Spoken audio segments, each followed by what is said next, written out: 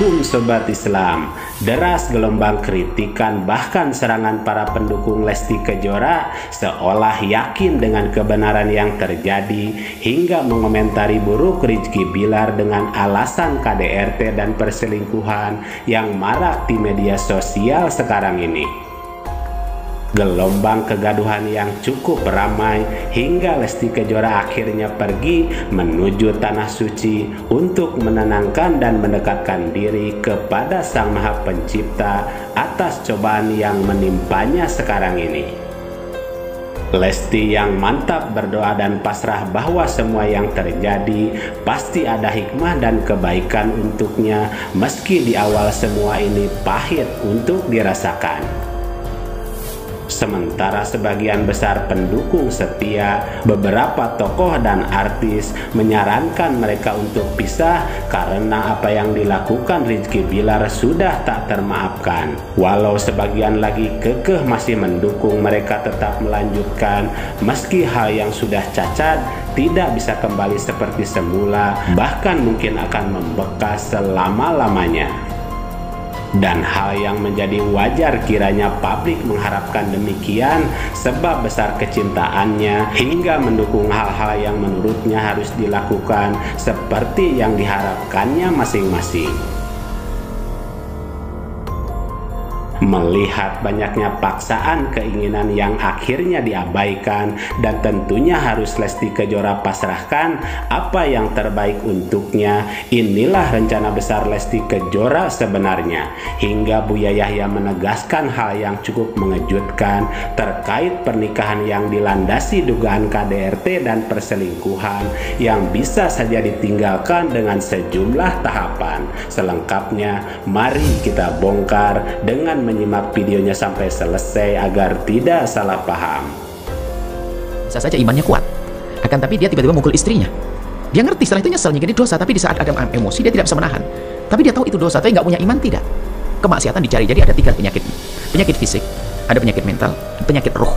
Inilah Lesti Kejora yang saat ini langsung mengadu kepada Allah Subhanahu wa Ta'ala dengan mendatangi Tanah Suci untuk berserah dan berdoa terkait sejumlah masalah yang kini menimpa.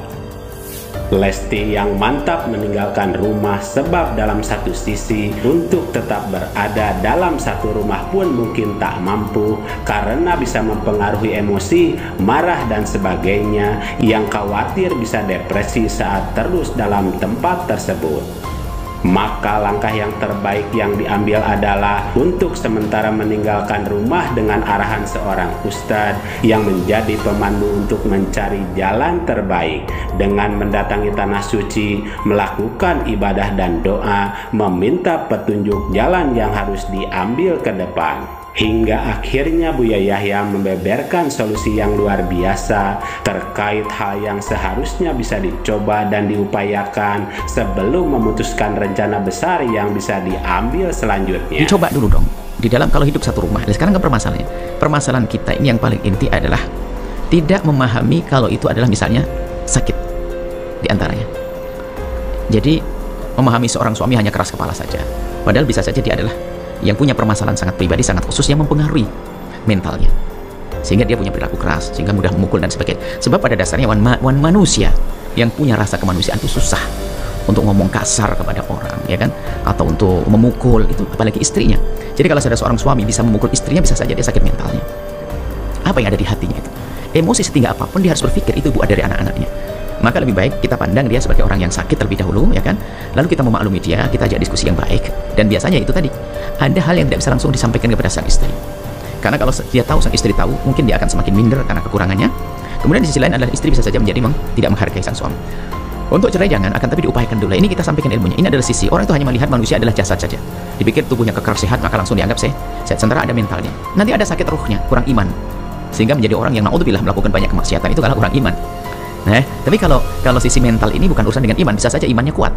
Akan tapi dia tiba-tiba mukul istrinya. Dia ngerti setelah itu nyesel, jadi dosa, tapi di saat ada emosi dia tidak bisa menahan. Tapi dia tahu itu dosa, tapi nggak punya iman tidak. Kemaksiatan dicari, jadi ada 3 penyakit. Penyakit fisik, ada penyakit mental, penyakit roh. Nah ini, roh ini adalah kurang iman. Nah kurang iman ini bahaya. Tapi ya, ini harus dikuatkan dengan imanan, duduk dengan majelis, dengan ulama. Tapi kalau mental ini harus ditangani secara spesial oleh ahlinya. Seorang kan boleh menghindar dari rasa sakit kan boleh. Mungkin perilaku suaminya yang menyakitkan atau lisannya menyakitkan, diperkenankan kalau terbukti betul. Bukan karena dia yang sensitif, gampang sakit, bukan.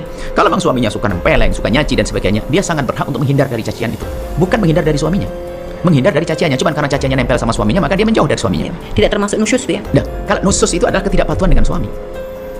Di saat tidak patuh dengan suami, tapi ini karena ada sebab. Ada alasan syar'i. Ada alasan syar'i, misalnya ditempelengin. Siapa boleh ditempelengin sama? Dia boleh menghindar, wajib agar dia selamat. Termasuk dicaci. Dicaci ini menyakitkan, bahkan lebih sakit daripada pukulan kadang.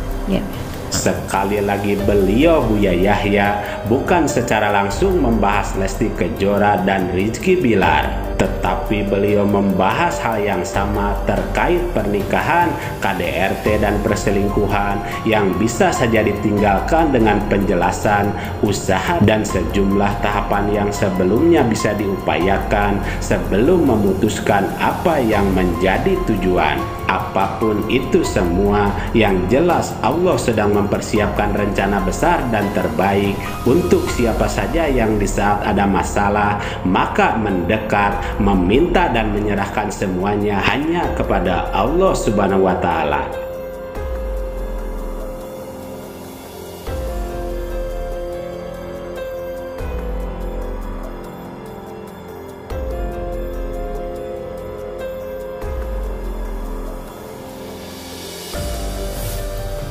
Mari kita bijak dan cerdas serta selalu mengambil yang baik dan meninggalkan yang kurang baik terkait berita dalam video ini maupun yang lainnya.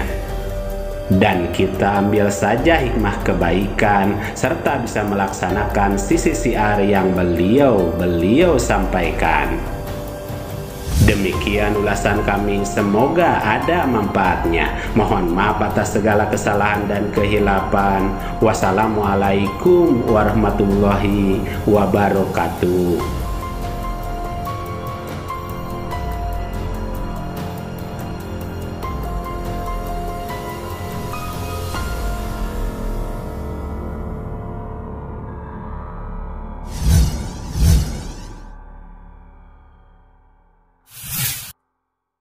Harta yang kita cari pagi, petang, siang, dan malam itu belum tentu kita nikmati. Maka salah satu investasi akhirat sampai ke alam barzakh kita adalah pembangunan pondok pesantren.